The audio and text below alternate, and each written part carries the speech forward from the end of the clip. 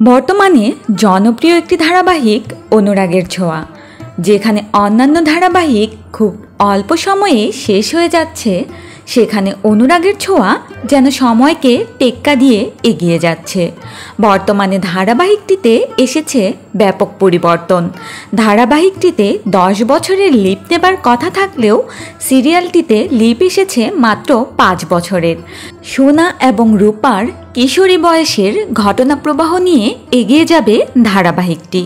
সোনা এবং সূর্য একটি চিঠি লিখে দীপাকে ফেলে অনেক দূরে চলে যায়। 5 বছর পর সোনার চরিত্রে দেখা যাবে আরেক জনপ্রিয় অভিনেত্রী দেবপ্রিয়া বসুকে। অন্যদিকে রূপার চরিত্রে কাকে দেখা যাবে তা এখনও জানা যায়নি। অন্যদিকে দীপা 5 বছর পর অনেকটাই বদলে গিয়েছে, জীবনকে গুছিয়ে নিয়েছে নিজের মতো করে।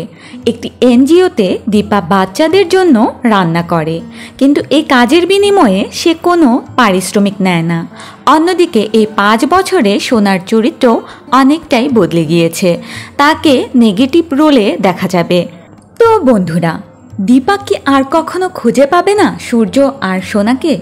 আপনাদের কি মনে হয় জানাতে পারেন আমাদের কমেন্ট বক্সে।